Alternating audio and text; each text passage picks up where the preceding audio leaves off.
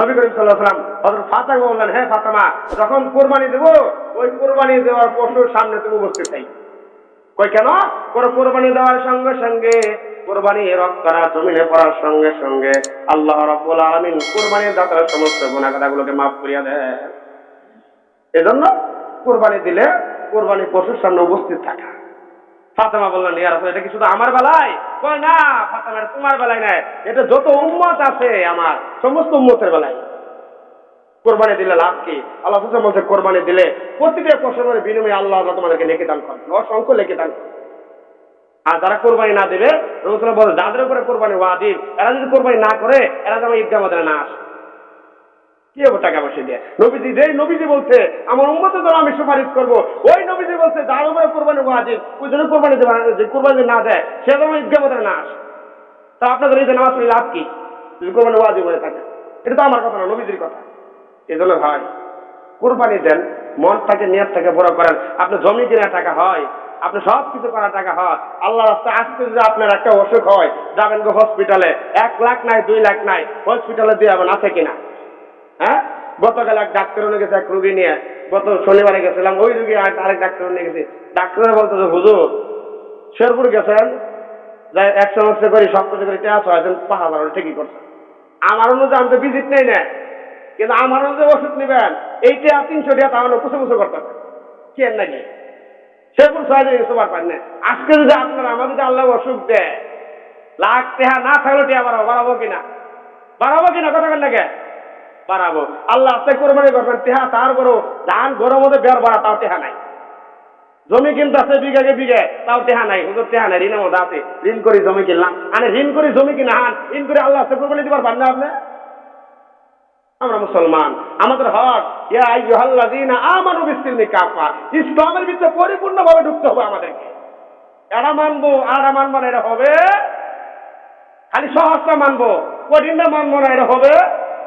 এক ব্যক্তি হজে গেছে, হজে করে এরে এত টাকা দিয়ে হজ করলাম, 7 লাখ টাকা দিয়ে 12 লাখ টাকা দিয়ে হজ করলাম, হজ করে লাখটা পাইলাম, এই 7-12 লাখ টাকা সুদি না গেলে আমি কুত্তে দিয়ে আমার আয় নাউজুবিল্লাহ বলেন না। হ্যাঁ, আল্লাহ তাআলা নাকি অর্থে হাত দেখাই দিছে, বলে এমন অবস্থা করে দিছে। আপনি বললাম না আল্লাহ তাআলা রে, আল্লাহ তাআলা মাফ করে দেয় যদি পাপী হোক। এই জন্য আমরা যাদের উপরে কোরবানি ওয়াজিব আমরা সকলে মিলে কোরবানি করব। আর একটা তাকবীর সকলে বলেন, আল্লাহু আকবার, আল্লাহু আকবার, লা ইলাহা ইল্লাল্লাহু, আল্লাহু আকবার, আল্লাহু আকবার, ওয়ালিল্লাহিল হামদ। ওই যে ইসমাঈল আলাইহিস সালাম যখন জবাব দিছিল, এই তাকবীরে তা শিখতে প্রত্যেকটা মুসলমান, প্রত্যেকটা কি মুসলমান নারী এবং পুরুষ উভয়ের উপরে জিলহজ মাসের 9 তারিখ ফজর থেকে নিয়ে 13 তারিখ আসর পর্যন্ত প্রত্যেকটা মুসলমানের উপরে একবার, প্রত্যেক নামাজের পরে একবার করে বলাটা কি ওয়াজিব, একবার করে বলাটা কি ওয়াজিব। তাহলে কিবার থেকে? রবিবারের দিন জিলহজ মাসের 9 তারিখ, কিবারে?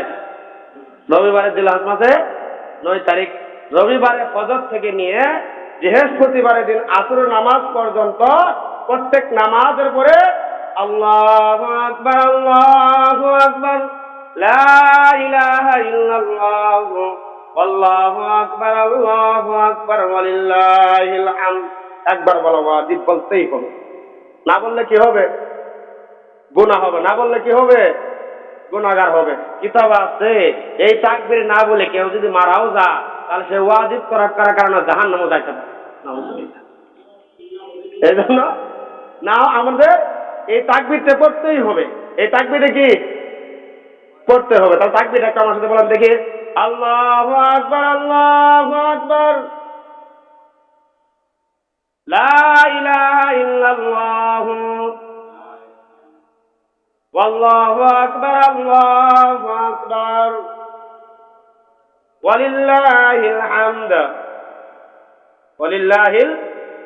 প্রথম বলবেন 2 বার আল্লাহু আকবার, আল্লাহু আকবার, পরে বলবেন লা ইলাহা ইল্লাল্লাহ, তারপরে 2 বার বলবেন ওয়াল্লাহ, প্রথমটা বলবেন ওয়াল্লাহু আকবার, পরেরটা বলবেন আল্লাহু আকবার, তারপরে বলবেন ওয়ালিল্লাহিল হামদ। বাড়িতে মা বোনদেরকে এটা শিখাবেন।